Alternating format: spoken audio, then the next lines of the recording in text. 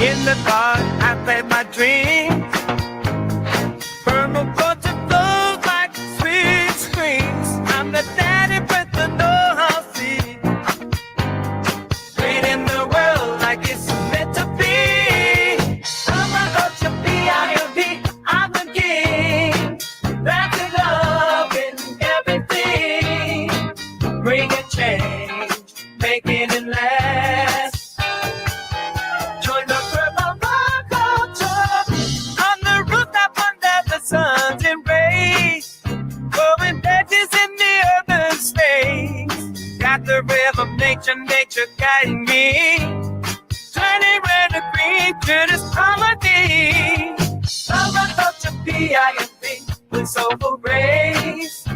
Oh, yeah. Welcome to episode 313 of the Permaculture Pimpcast, where PIMP stands for pimp.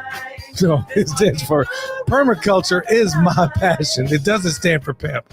In a way, it kind of does. But anyway, my man Eric Sider's on with me tonight. And when I saw him over there busting a move, it kind of threw me off a little bit. So didn't expect that and didn't see it coming. So, the guy that gives all that wonderful sage advice every single show that we have here, for the most part, he's going to be on with us tonight. We're going to be talking about something that's really, really, really dear to everybody's heart out there, especially today when times are a little bit tough. But this episode, as always, brought to you by Hickory Ridge Soap from twooldcrowshomestead.com. Turn that simp into a pimp. Bam! Living Soil Foundation, folks, got some really good news. Dr. Will got a hold of me, and it looks like the scalar testing shows that we have crossed the finish line regarding or at least this site in Western North Carolina. And we've been using a combination of the stuff we make here in terms of our compost, our compost teas, and also a combination of what Dr. Will has used and what he sells. We'll get into that later, but I would just want to let you know, folks, it's all your donations that made this possible. Now we're to the point where we are ready to call in the engineers. We're going to send off a sample to Mike Adams, the health ranger. He agreed to test this for us.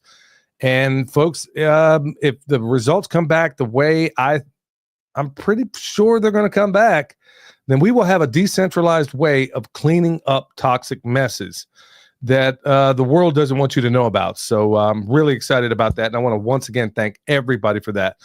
Okay, before we get into it, I want to remind you, remember, Harvest Right has a sale going on right now. You get an additional $100 off to whatever they have going right now. Perma Pastures 100 will get you, that's obviously your code to put in. Wave Watch, this thing I got on my wrist right here? Yes. Billy 100 will get you $100 off of that. Redemption Shield, look, y'all, every single show I'm G'd up from the feet up, and I mean grounded. At all times. In fact, I'm working on ways to stay grounded 100% outside. If you'll notice, I'm a couple of shades darker than ordinarily I would be. Don't worry, I'll cover that later because my vitamin D is off the charts right now, and I'm going to keep that going. And I can do it even better if I manage to stay grounded the whole time. But, when you're working on the front, you don't know if some crackhead threw needles up on the property or what. So I'm trying to find ways to get around a lot of that. Anyway, Redemption Shield, 10% off with promo code PERMA. EMP Shield, $50 off with promo code PERMA. And then I want to remind you, this weekend coming up, William's also going to be at some place. I think Eric's got a little something coming up too. We're going to talk about that. But Mountain Readiness, that's going to be in Harmony, North Carolina. I'm going to be there showing you how to do a tactical food forest class. Seemed to be a big hit last time, and I'm going back to do a repeat performance. And really looking forward to that, folks. Go get your tickets. A lot of awesome people over there. Pat Miletich, former UFC world champions, trained more world champions than anybody else. He's going to be there along with Dr. Will. He's going to show you how to choke down some fool when they're trying to lift your purse or pocketbook or wallet, whatever the case may be. So with that said, look, we're going to have I almost said something I knew I was going to regret, but there's going to be three of us on tonight. And that's William, Eric, and myself. So how you doing, Eric? I'm good, man. Thanks for having me on. No, thanks for being on. William, how you doing, bro?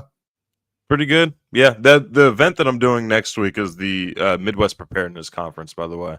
We're going to do like a compost demonstration and then also processing a sheep on the homestead, and hopefully eating that sheep too. But yeah, that's what's going on here. Man, you're going to be wore out. I don't know how you intend to process a sheep and you're going to make compost out of him all at one event. We're going to process the sheep one day, and then the next day we're going to compost the organs and all that stuff. Whatever we don't eat is basically going to get composted. Well, stay tuned for that potluck, bro. You're going to have some interesting stuff. Hey, maybe it won't be one of them potlucks where somebody throws a sack of weed on the table as their contribution to the potluck. So, this is Lawrence, Kansas, Dad. It probably will happen. Ain't no telling. Oh, so, hey, we're going to talk about farm news, but hey, I'm going to go to the guest right off. Eric, what's new in your world, my man? Just trying to keep everything, keep the hamster wheel spinning at a reasonable rate, I guess you could say. Too much, not enough time, but just as Bill and Jeff said, perseverance is the number one trait you got to have to do anything in this world. Man, ain't that the truth? How's everything going at the homestead? I mean, you know, I know you had a chicken that needed a little bit of attention, but are you still running the chicken tractor on steroids out there?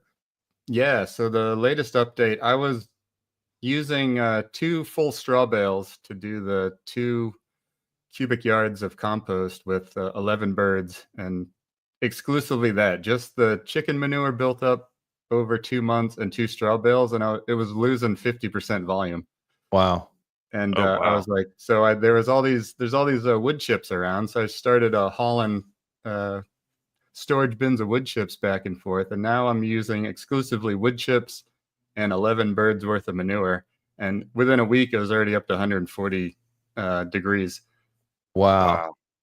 So I got an oversupply of biology, apparently. Well, are you still doing YouTube videos and stuff like that? Because I'm sure there's a number of people right now. I haven't even watched my own videos as of late. I'm dead serious. I mean, this time of year, I'm just covered up like nobody's business. So I haven't had a chance to look. Are you doing updates on that still?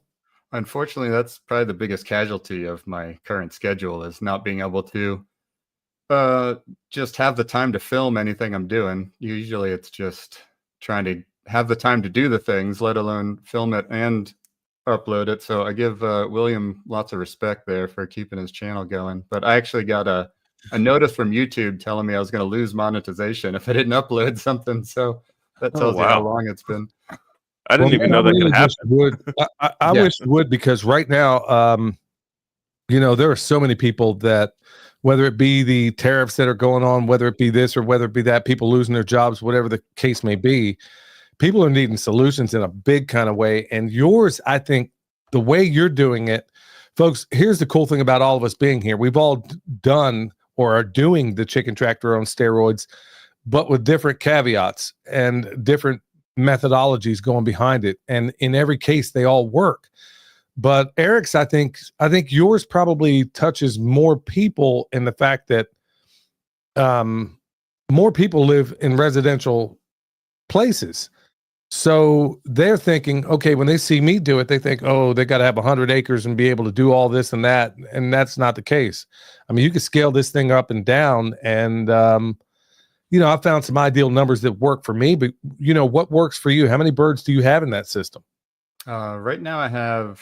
Actually, I'm down to 9 birds. I actually had a couple weird casualties, but they're all in 200 square feet. It's just one of those cheap all-in-one pens you can get on online or Amazon. It's definitely not the best thing to use, and it's got some limitations that I would like to fix. But yeah, it's been going on almost 3 years now, and it's just been pumping out 2 cubic yards of high-quality compost every 2 months.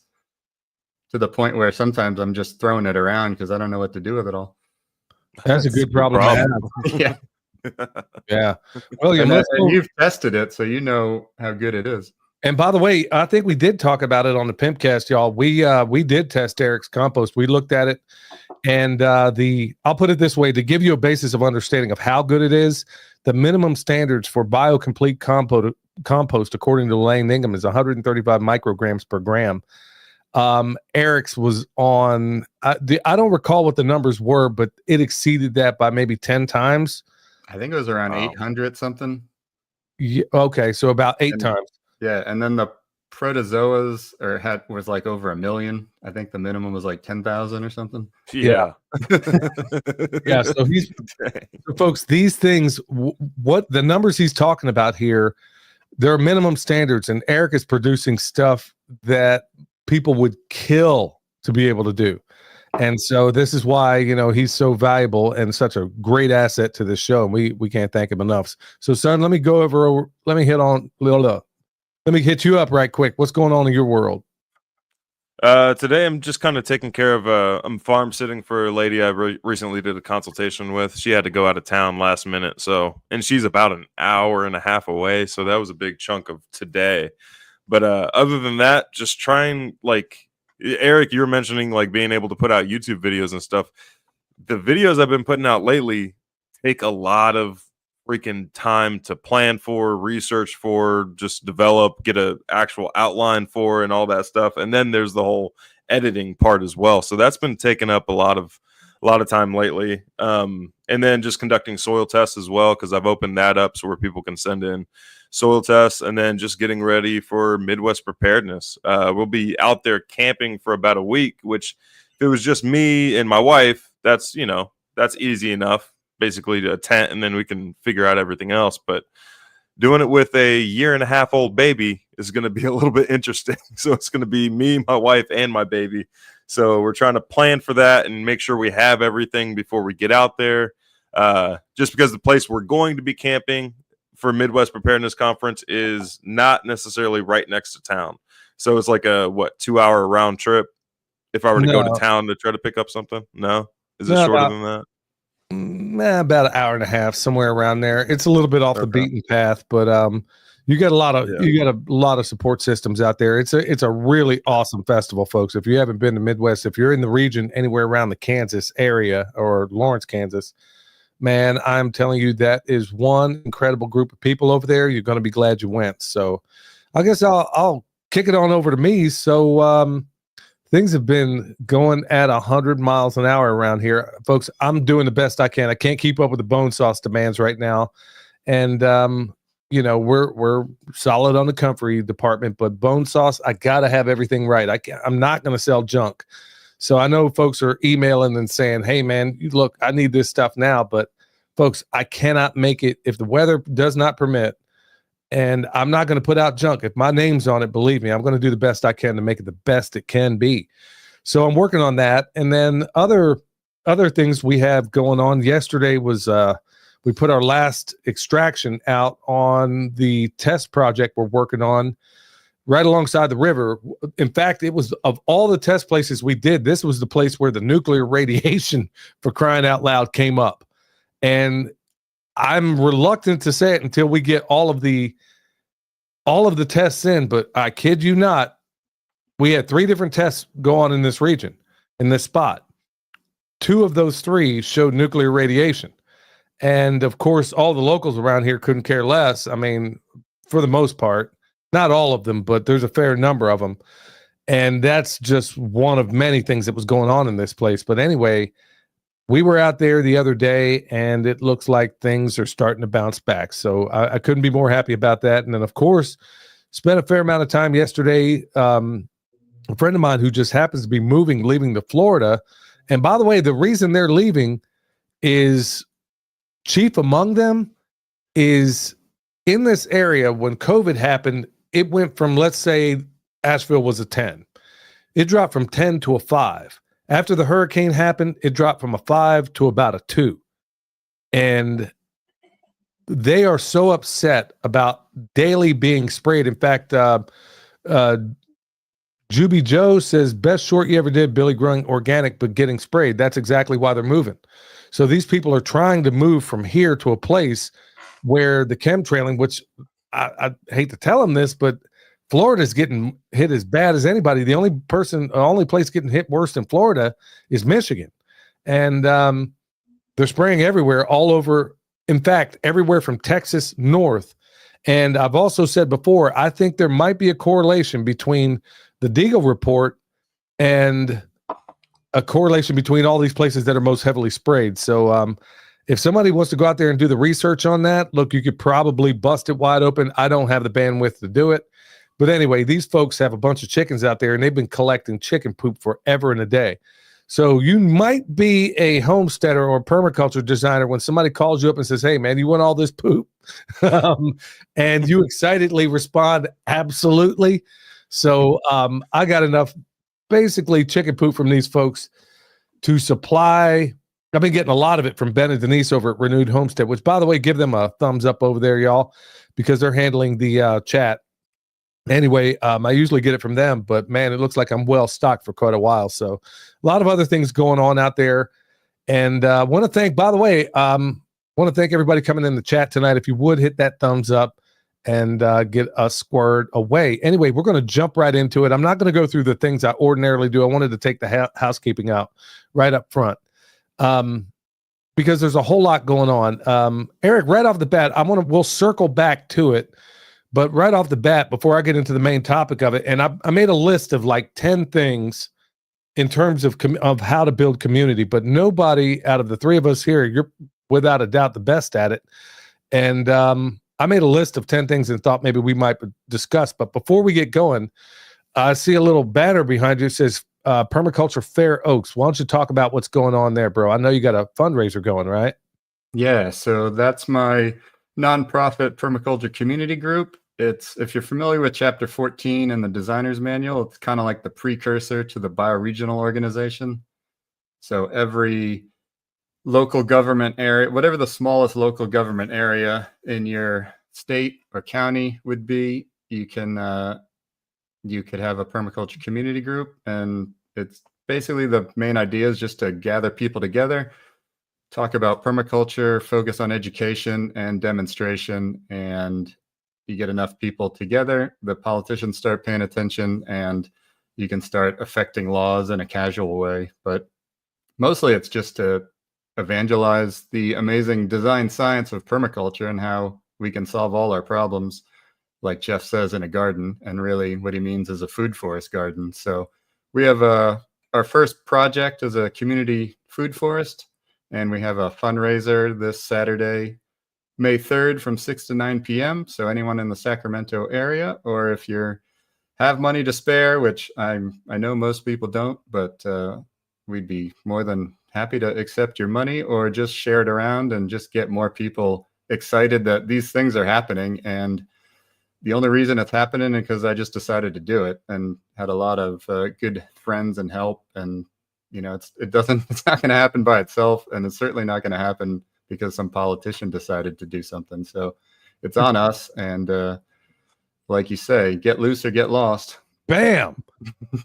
Bam. That's what I'm talking about. But I see, you know, you've done, I was looking at your banner, the banner you have behind you. I was checking it out online, and it sounds like, man, you've really made this something of a party with a purpose. It seems like it's not just, hey, show up and we're just going to have a meeting, but you guys got a band, and what else you got going on around there? Yeah, so one of our directors, her partner, is involved with a local radio station. So they're going to be live broadcasting, you know, like old school terrestrial radio, and they're going to be broadcasting live, and they'll be DJing. And yeah, it's really just, usually our meetings are on Wednesday evening, so not everybody can come out if they got weeknight commitments or kids. So primarily it's just another reason to get together. And you know, if we can raise some money, cool. If not, mostly it's just to raise awareness and get people excited. Like there's a really awesome organization in the town over from me, and it's Orangevale, California, and they do a thing every year called the Big Day of Service. So they get all just different kinds of community projects up and running, and they find sponsors, and so every project can get up to around $500 on whatever they need. And a lot of them are like, you know, cleanup jobs or beautification or maybe some repairs or painting. And so this year they got up to 70 projects, and it all happens on one day. And wow. So we decided that just everything kind of worked out this way. So we decided to make our project a Big Day of Service project. And they opened it up on April 15th, tax day, funny enough. But ours, I think, filled up. We had about 20 spots for volunteers. It filled up in a couple days. And so far, ours is still the only project that's completely full. So Wow. it just shows, and it's not only just our members. So it's definitely people get, every time I talk about it, they get excited about it and they're like, this is amazing. Like they all want it. So we're hoping to just basically create a model that we can just start dropping these in place. But obviously you can go a lot faster with the more funds and resources you have. If people wanted to donate, where could they go to donate? Just the website, permaculturefairoaks.org? Yeah, that'll there's the link there. You can and that'll link to the actual fundraiser page, and then there's links for if you want to fundraise or Cool. if you want to send us some money or Well, bro, I'll put my money where my mouth is. Hang on a sec. Hey, Michelle, send Eric some money through that permaculture tent thing he's got going. Yeah, so well, we're going to be the first ones donating because you're folks. What you don't know about Eric is he is one of the most selfless human beings I've ever met in my life. I mean, he's one of those rare people that does things without thought of reward, and he does it just because he's a good man. Now, he'll never tell you this stuff, but I'm going to tell you, and he is extraordinary, and I feel lucky to call him my friend. So, yeah, folks, break bread because he won't fake dead.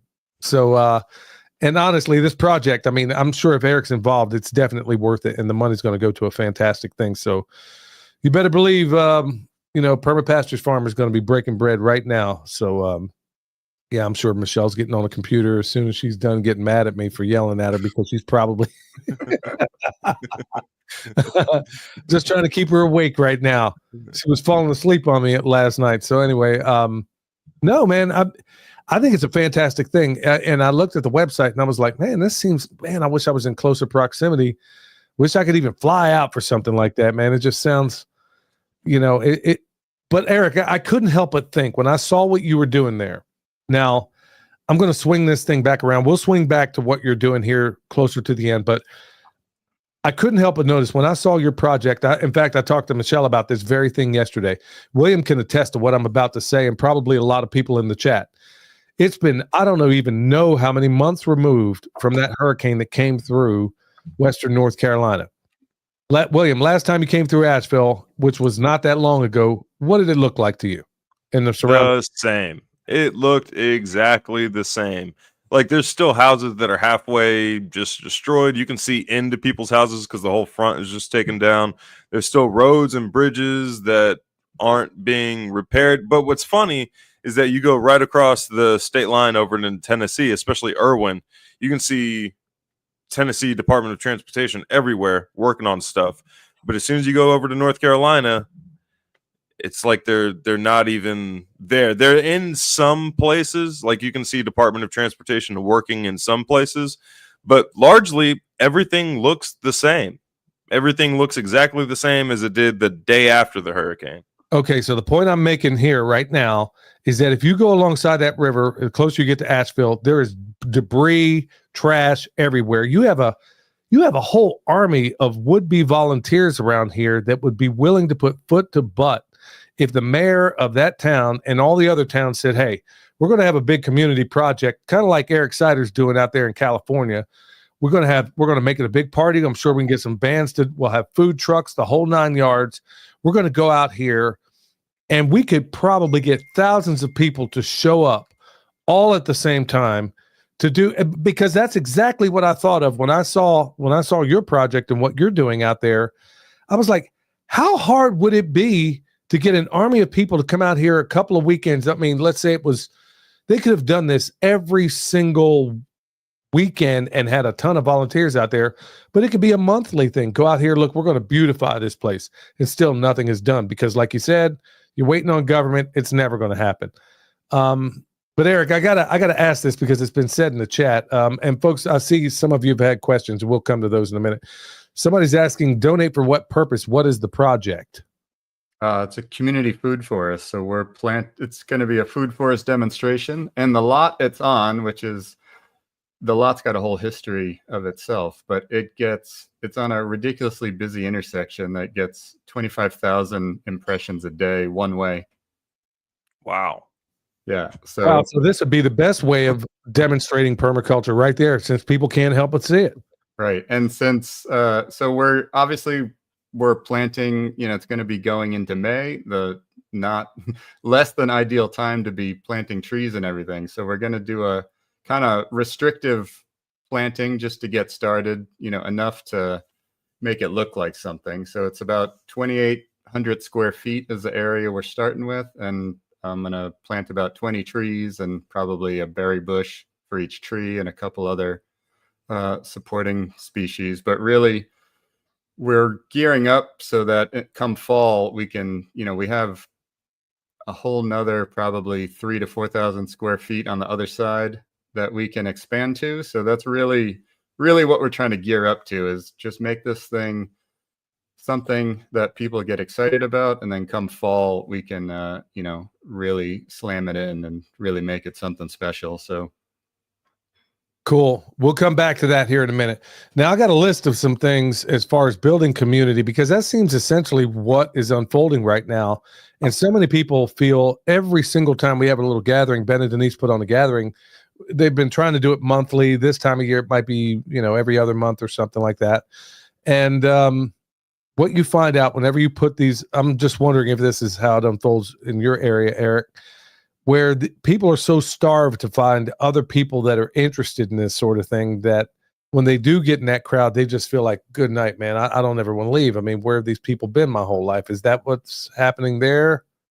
Yeah, I mean, that's pretty much the essence of the community group, is just finding like-minded people, and most importantly, meeting in person, because there's only so much you can do online. And there's just a transfer of energy that just only happens when you're standing right next to somebody. And I think that's also, I think you can disagree on a lot of, trivial things that we like to think are important things, but we can all understand that we're all human and we're all having a human experience, and let's get together and feed ourselves first.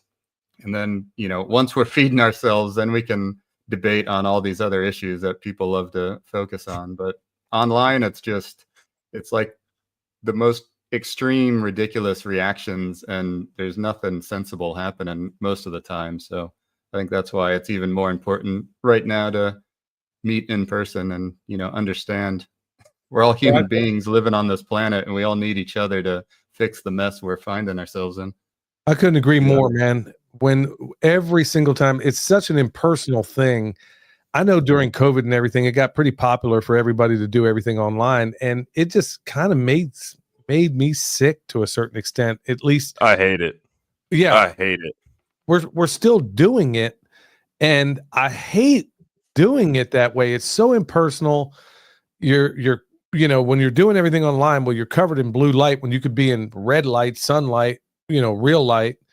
And then this whole thing about communicating through that medium just feels so impersonal. I mean, I remember hearing Dr. Jack Cruz a little while ago talking about, I was listening to a podcast when I was out working, and he was saying that, they have measurements. They can measure your heart.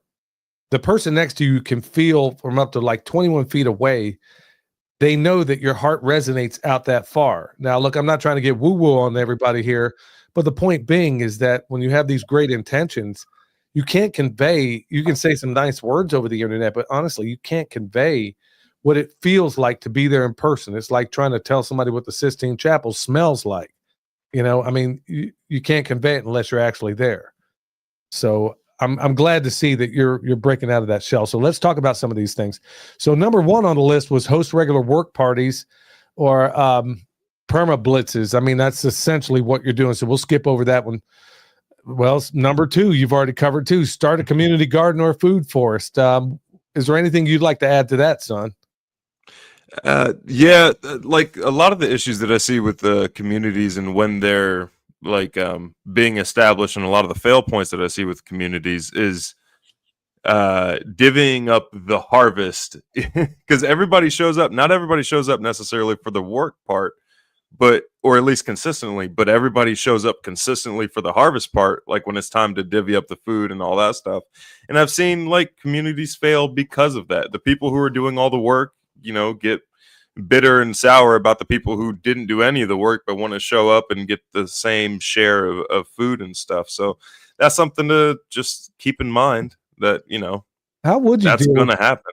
how would you deal with that kind of conflict, Eric? That's a pretty good point. I mean, and William can relate to this because one of our earlier projects was with family, and it was like the middle of a Snoop Dogg song. I got me some Seagram's gin. Everybody got their cups, but they ain't chipped in. And that's how it was with my family. Didn't want to help when it came to all the other stuff, but when harvest rolled around, oh, here we go. Let's fill all the negative black stereotypes. Well, for this project we're doing right now, largely it's whatever we produce is going to the local food bank. And, I would say maybe there's some thing where you could say if you don't put in a certain amount of appearances, then you don't get to show up for, I'd probably have to quantify it, something like that, if that was really an issue in your group, is like if you've only shown up on harvest day, you don't get to show up on harvest day, kind of thing. Yeah. Well, I'm But definitely just another note on another amazing thing about this area I'm in is the food bank actually has a farm connected to it.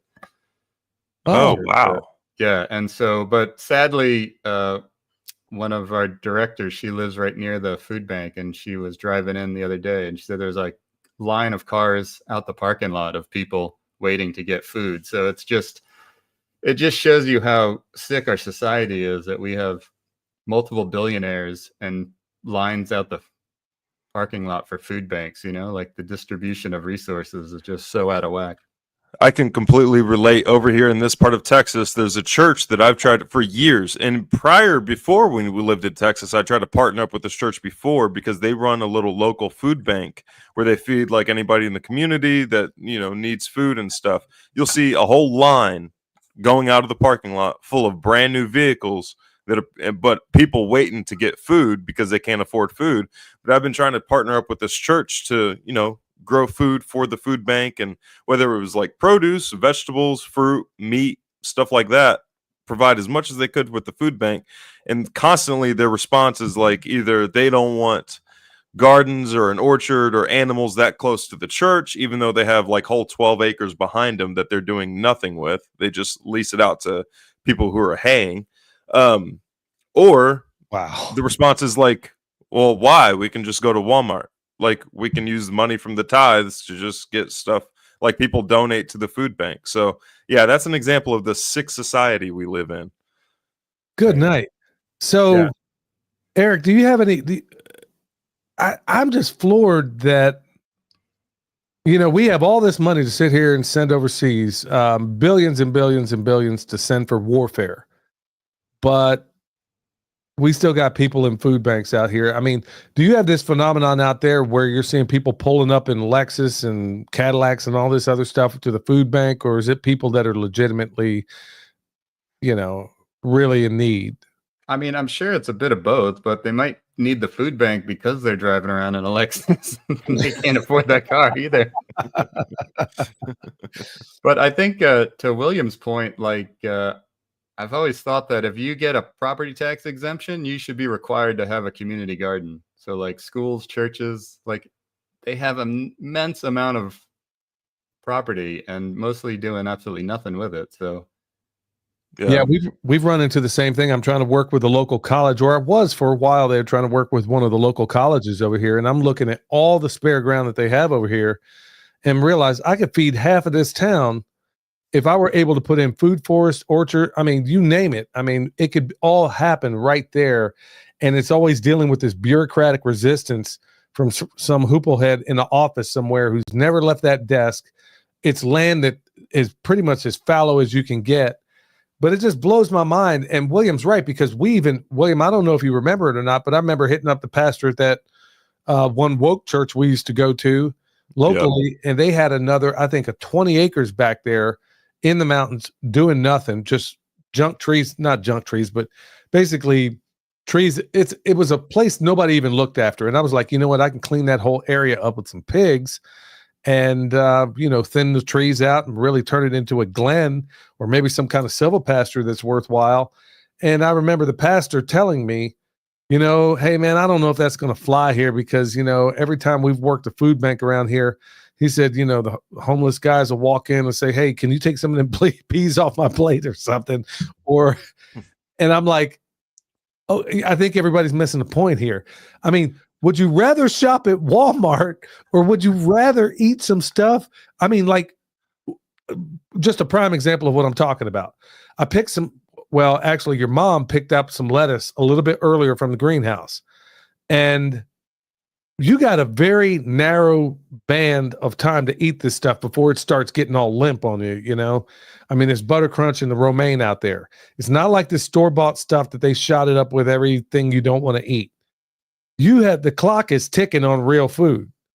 And people would rather eat this stuff at Walmart. It's just mind-boggling to me, man. Now, Prep to Protect just said, as a pastor, I'll tell you that the church property is for the church and not for the community. In which I would respond, what is the church for? Is the church not for the community, or is the church there for the church purposes? Like, even if you're not growing that food for donation or anything like that, if there's anybody in your church that knows how to grow food, get them on that property to start growing food, if nothing else, for the congregation. It's probably, for some people, it's the only access to nutrient-dense food that they're going to have. And as you've told me before, Eric, the most, like, superfood you can buy, the most superfood you can buy or you can get access to is the food that you grow on your own property. That's the most nutrient-dense, super localized food for your nutrition. Yeah, I mean, just the fact that you're in the community, physically, you're part of the community. And I know as part of the 501c3 classification to be a tax-deductible nonprofit, you have to do charitable things. So I don't know how you can justify not paying property tax and saying, well, this is just for the church, you know? Just my personal opinion right there. Why? But you could also make it where people just want to see what green grass that you're going to have to spray a bunch of nonsensical chemicals on it.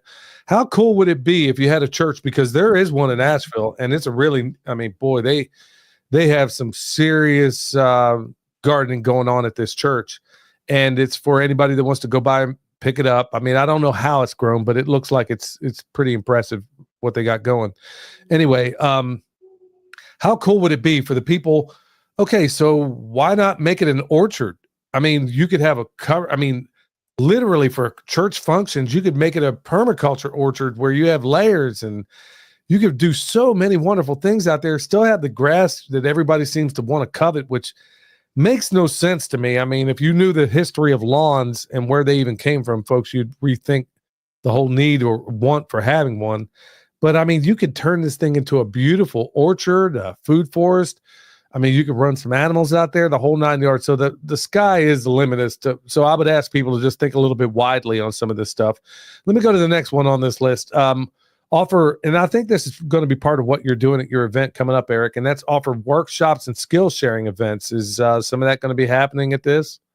Yeah, I mean, it's mostly going to be, kind of talking and socializing, not so much getting into the dirt, but leading up till the big day of service actual project. We're having lots of little work parties. So, because we have, I didn't even get to the exciting part about we're using these in-ground knit fabric pots from Dr. Carl Whitcomb. Oh, cool. Because, originally a little history on the project is it started as just a basic beautification and like a art wall project that my friend was doing, because it's private property, but he was friends with the owners, and it's always been this kind of blighted part of the community that everyone's like, what's going to happen with this lot? Is anyone going to do anything with this lot? And they've been trying to sell it for like 10 years.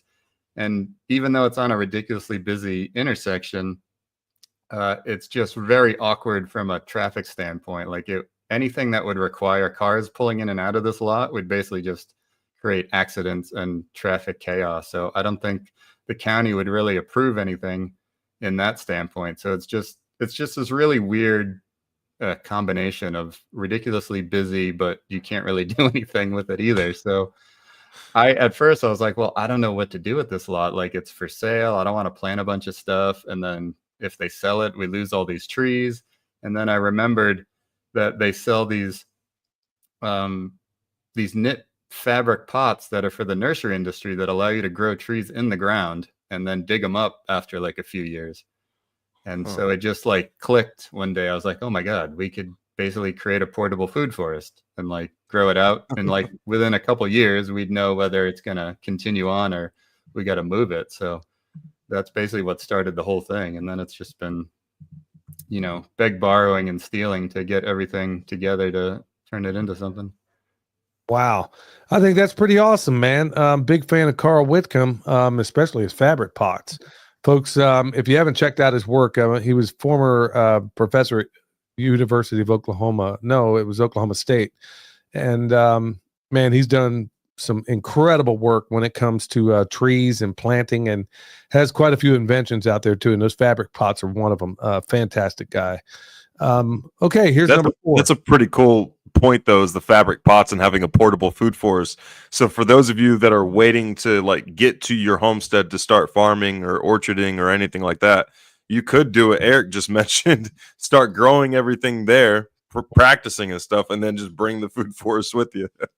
That's really cool. I've made that mistake myself, as I finally wised up when I got to Sacramento, and I was like, oh, why am I waiting on, you know, the perfect scenario when I'm actually going to buy fruit trees? So I have probably like 20 fruit trees and berry bushes all in his fabric pots. That these are the ones that are meant to stay above ground. But the great thing about the in-ground ones, particularly if you're growing in quantity, is that you can use the soil that's there. So you don't need to buy in potting mix or anything. And you can take advantage of the moisture in the ground. So you're not using a ton of extra water. So it's pretty amazing system. That's cool.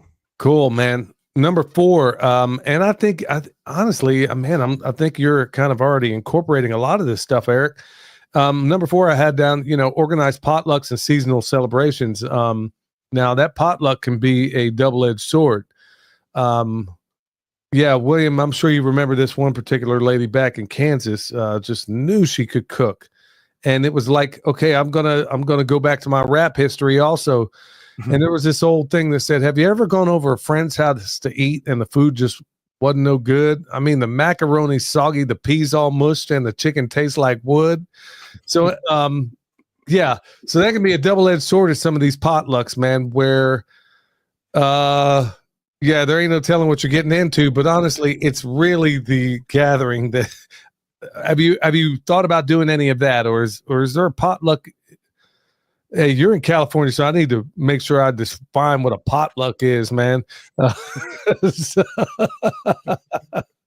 yeah, that's actually a big part of the gathering this Saturday is just getting, instead of trying to get money to buy food or have food vendors, we just opened it up to the community and said, hey, just bring a dish, and we're going to have some drinks. And it's also connects to one of the key projects of the permaculture group is the 12-month recipe book. So instead of, you know, what Bill always said, the first thing you should do is mulch all your recipe books, because inevitably they're going to tell you need something that grows out of climate or out of season.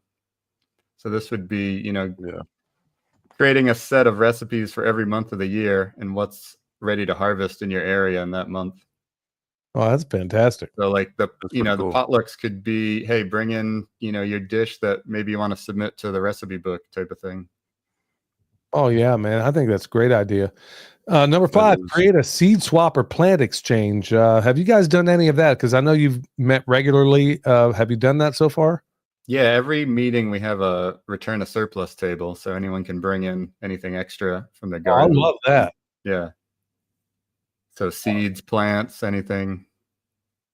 Oh, that's man. pretty cool. Yeah, so it's called like a return of surplus table, huh? So anybody just drops whatever they have. Man, I think that's a great idea. Yeah, and then like the ultimate would be, once the group's more established, would be to actually have like a hyper local farmers market, before the meeting or during the meeting, where people can sell, whatever things they make locally. Man, I don't know if you're not aware, a lot of times farmers markets are like a outsourced management thing, and they're not necessarily even people from like the town where the farmers market might be. The people who are growing stuff might be driving like 2 to 3 hours away. Oh yeah. Yeah, if you go up to the Dallas Farmers Market, it's basically Oh, a grocery store that's outside.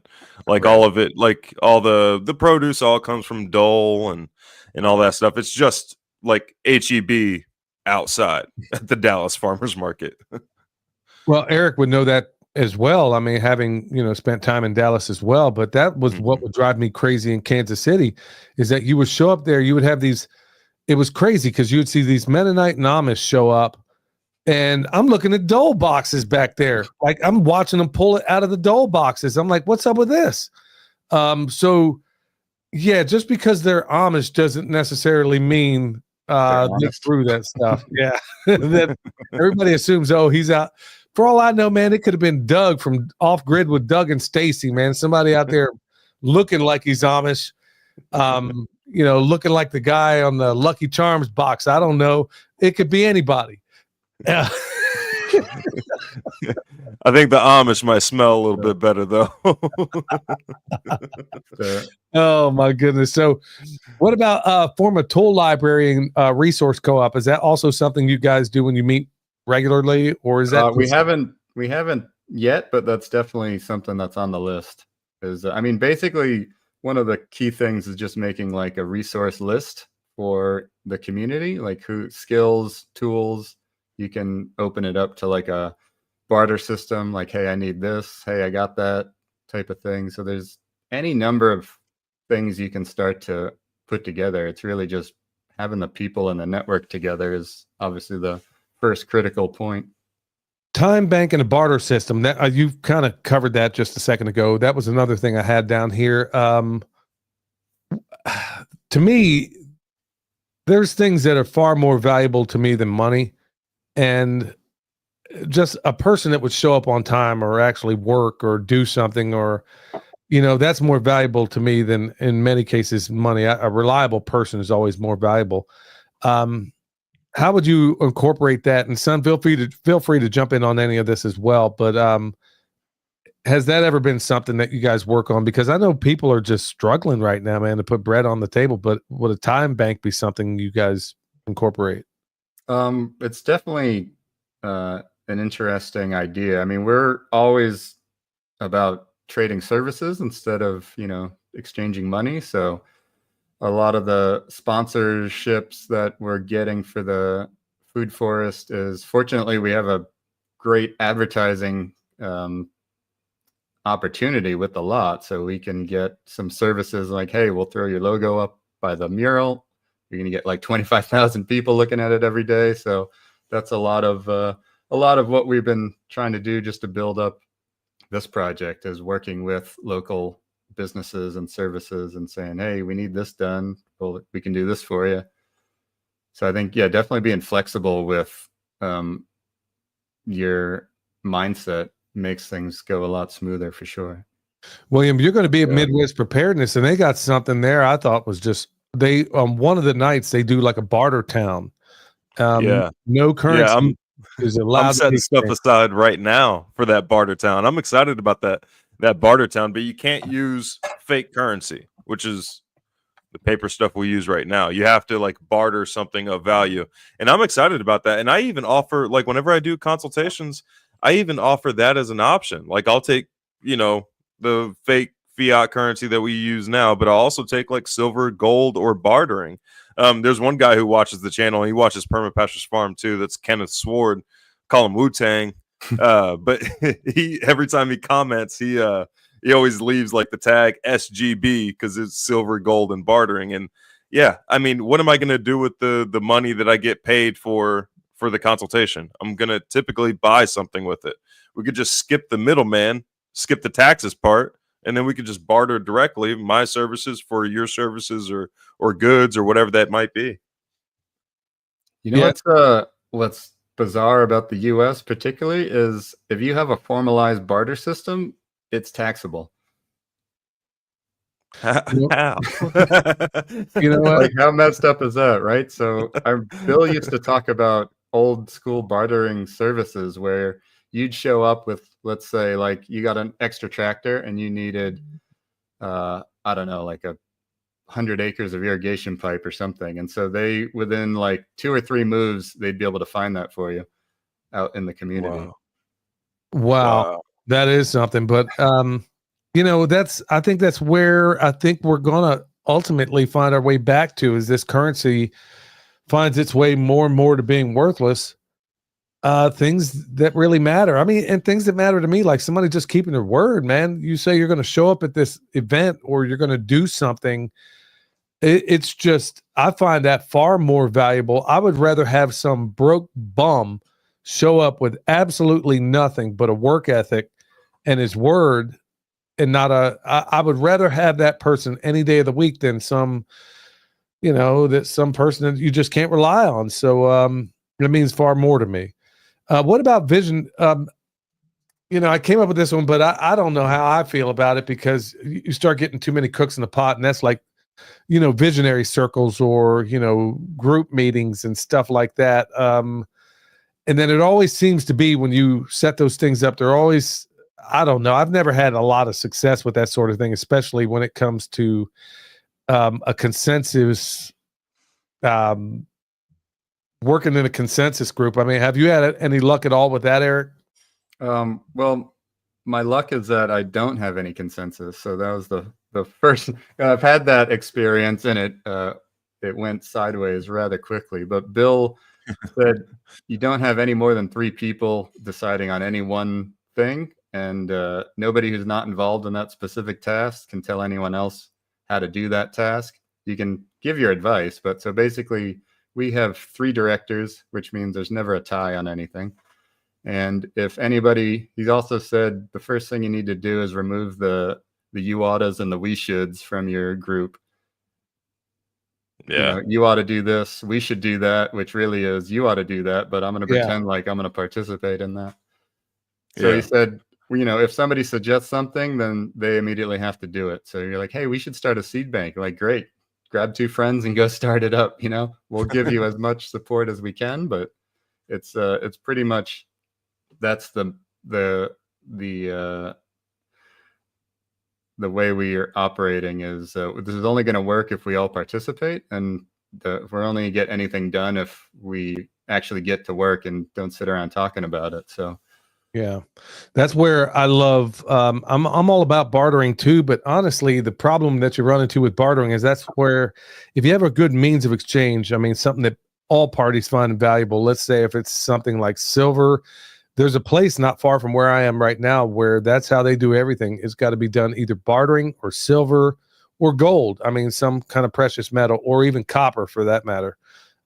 It's got to be done in that way. And that's because, let's say I'm looking for blueberries, but, and you're looking for a certain thing. Well, if we can exchange the silver, I mean, it's just a medium of exchange. I mean, it's just a middleman, I guess, for where you might want to go. But yeah, sometimes bartering works out just great. What about also, real quick on the committee type thing? That's one of the benefits of permaculture, is that if we're all designing, or if we're all approaching something with a permaculture mindset, then we're going to naturally kind of be on the same page. Maybe not with specific locations of systems and stuff like that, but we all understand that we're trying to get to an efficient, permanent food source or food system or something like that. So you can you're all on the same page, but at least with that point of view when it comes to like a permaculture type community. Yeah, but that's where, if you don't have people that are on board, like we all speak permaculture, all 3 of us here, so we could do this. But when you start bringing in other people who have no understanding of what you're talking about or why these things are important to, that everything doesn't happen in isolation. Like somebody says, hey, put the permaculture over there, or put our chickens over here. And this, when you start running into that, that's where you got to be speaking the same language. And I think that's got to be foundational, because if they don't know what you're talking about, and in most cases, people that don't have this education don't, it's probably going to be a little bit problematic, I would think. Number 9, I got in here, include kids and elders in activities. Is that even applicable for something that you're working on, Eric? I mean, I'm sure people got kids in California, but are there activities especially designed for kids? I don't know why that was so funny, but What else would they have? Lizards, I guess. They just don't identify as kids. Yeah.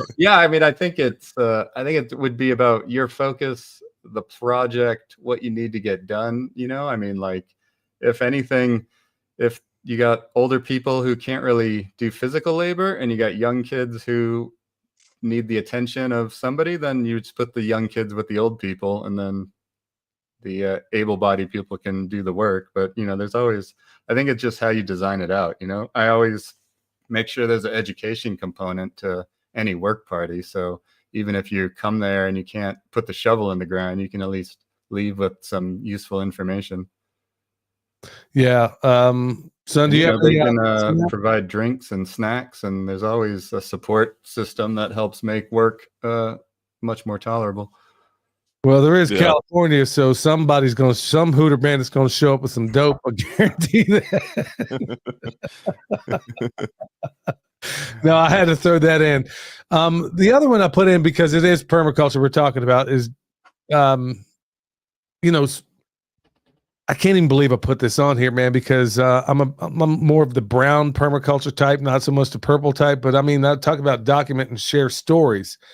Every time I find myself in the middle of some permaculture storytelling event, look, I'll be honest with you. The only story I'm going to find entertaining is one told by Dolomite. Outside of that, I don't want to hear this clown talking about, I felt traumatized because I was in 5th grade. I'm like, dude, you're 60 years old. This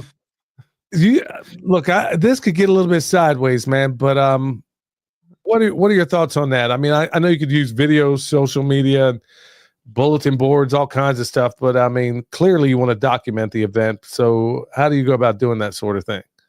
Yeah, it's helpful if you can have a dedicated person to film, because as the person running the project, you are always going to, one, not have time or forget to actually take photos and video. So again, that's something that somebody who maybe can't do physical work, they can take photos and video. And so that's, sometimes as valuable as getting the work done. And then, as far as story time goes, it just made me think of, if it seems like we have no culture, it's because we have no local food system. And to me, local food is what creates local culture. And that's largely all the ceremonies and festivals and celebrations all come from the local food, seasonal things. So I think trying to invent or create or borrow culture from other people always seems disingenuous, because you don't have to. All you got to do is create your local food, and it just, I think, would happen naturally that way. Man, that's what I'm talking about. That's why next time they do another one of these story circles around here with a bunch of these weirdos, I'm going to show up and I swear I'm going to do something straight out of Rudy Ray Moore. I'm going to do it deadpan too. Way down in the jungle deep, a lion stepped on a simplified monkey's feet. The monkey said, okay, I'm going to leave it right there on that one. But yeah, I mean, I like the way you put, I knew you would make peace of confusion of some of that, Eric. So I'm glad you did. Well, that's the 10 I got, man. So once again, bro, why don't we come full circle with this and, tell everybody what you got going on, because there's some that rolled in a little bit late, and obviously the audio portion of this is going to be much greater. And folks, look, I'm not asking you to donate, and I don't myself. I guarantee if Michelle hasn't already done it, before this night is over, I guarantee Permapastures Farm will be donating to this, because honestly, it's not just evangelizing. Eric has done so much for this show and has done so much for us personally as a family. Yeah. He's I mean, you name it. I mean, the guy is one of the most selfless people I've ever met in my life. And he's always the last to think about himself. And when he's doing something, I know it's going to be worthwhile. So, Eric, why don't you give everybody the lowdown on this thing again, so they know if they're local, maybe they want to stop by, or maybe somebody's a state away. I mean, it blows my mind every time we do some kind of event. Man, I met people, it blew my mind. A dude came all the way from France to do the last processing, the pig processing. It blew my mind. I was like, dude, where do you think I learned it? From French butchers, man. And you came all the way over here for this? And there's people that have come as far away, I mean, as California, to come out here for classes that we've taught. pretty humbling when you stop to think about it. But man, people listen to this far and wide and all over the place. So give them the lowdown where they can find it and how they can be a part of it. Yeah, so this Saturday, May 3rd, 6 to 9 p.m. in Fair Oaks, California, which is just outside Sacramento. We're doing a little fundraising gathering for our upcoming community food forest demonstration. And, if you're in the area, come on by. Someone in the area, send them the link. If you've got extra money, feel free to donate, but really just share it around and use it as an example that say, hey, this can happen. There's no reason we can't do this in our town. I'm working with Jeff Lawton to create a startup kit for permaculture community groups in general. And so, yeah, that's really the most important thing, is to just get this out there, get people excited about it, remove the excuses for why this can't happen. And, it's on us to make it happen. So if you're waiting for it to happen, you're going to be waiting for a long time. Awesome. Son, anything you want to add? Yeah, just a reminder to everybody, like you've heard me mention that I've studied under Jeff Lawton and everything. Eric is the reason why. After taking the PDC over in Dallas, the one that he helped teach, he reached out to me and asked if I wanted to go study under Jeff Lawton. I was like, absolutely. So he is the reason that I went and studied under Jeff Lawton. He's an awesome guy. He's the best consultant I've ever heard of. And unlike a lot of consultants out in the United States and other places, he actually has the experience to back it up. And he's been all over the world too. So yeah, any virtual consultations you want, definitely go to Eric. You're not going to find a better guy. Yeah, sure. Eric, regarding that, while we're here, I mean, for people that do want to reach out to you regarding virtual consultations and stuff like that, how can they get a hold of you? Yeah, ericsiter.com. We can do with the mapping that's available to us through my friend and Jeff's mapper, Ben Missimer. I mean, it's kind of amazing how much you can get from high quality LiDAR maps. And this is really, we're talking about for a mainframe design. Like, you're not going to design intricate, food forests and garden systems, but if you don't have the mainframe right, you're going to be struggling the whole time. And to William's credit, he's to this day the only person I've ever sent to Jeff's farm. So, man, I grow them good, don't I, folks? Well, I want to give a serious hat tip, as always, to Renewed Homestead. I want to give a hat tip to my man Eric Sider. He's humble, doesn't talk much about himself, but folks, he's one of the sharpest guys out there. So definitely reach out for him if you want a consultation. And folks, I want to thank everybody for coming in tonight, and please hit that thumbs up. Tell everybody else, look, for all the people out there that are looking to start community and kick things off in your own places, look, this is how it starts. And nobody ever wants to be the first to do any of these things. Nobody ever wants to be out there and put yourself out there, because we're always fundamentally thinking we might fail or whatever. Look, if you want to get some stuff kicking, I will use whatever I can on this platform. It's part of why we're here, to promote a lot of these things. That's why I talk about the events. People do not pay me to talk about their events. I talk about it because it's important. It really is. And it's the backbone of doing a lot of this stuff, y'all. So I want to thank everybody for being here. Till next time, stay alert. Stay alive. The knowledge ring with roots that run deep. Wisdom from soil. Permaculture dream. Let the ideas unfold. I'm moving with the truth. Feeling nature's food. We've got the answers. All we need to do. Listen to the earth, they got us through. Let's see the change. Watch the world spin. From the smallest sprout to harmony begin. In the cycle of life, where the magic's alive.